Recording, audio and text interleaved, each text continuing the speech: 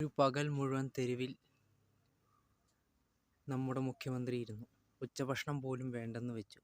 കേന്ദ്രത്തിനെതിരായുള്ള മഹാസമരം നമ്മൾ തുടരും. എ റഹീം. ആദ്യമായിട്ടൊന്നുമല്ലോ പട്ടിണിക്കിരുന്നത്, ഇതിനു മുമ്പും ഒരുപാട് പട്ടിണിക്കിരുന്നില്ലേ? സാവല്ലേ? എന്തിൻ്റെ സമരത്തിൽ? എന്നായിരുന്നു ഈ സമരം? 10 കൊല്ലങ്ങൾക്ക് മുമ്പാണോ അത് ഈ വർഷമാണോ? ഞാൻ ആദ്യമായിട്ട് കേൾക്കും ഉച്ചഭക്ഷണം വരെ ഇല്ലാണ്ടിരുന്നു എന്നുള്ളത്.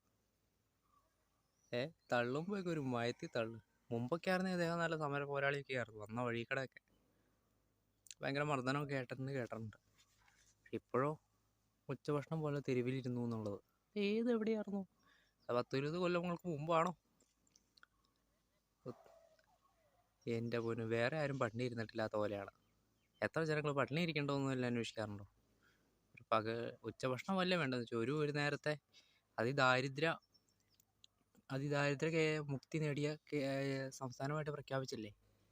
അന്ന് ശരിക്കും അന്വേഷിക്കാറുണ്ടോ? 3 നേരം ഭക്ഷണം കഴിക്കുന്ന ആൾക്കാർ ഉണ്ടോ? 3 നേരം ഭക്ഷണം അവർക്ക് കിട്ടുന്നുണ്ടോ എന്ന് അന്വേഷിക്കാറുണ്ടോ? ഇല്ലല്ലോ. എന്നിട്ട് പിന്നെ പകൽ മുഴുവൻ മുഖ്യമന്ത്രി ഈ സമരത്തിൽ ഇരുന്ന് ഉച്ചഭക്ഷണം വേണ്ടെന്ന് വെച്ചൊന്നും പറഞ്ഞു. വലിയ ക്രെഡിറ്റ് ആയല്ലോ.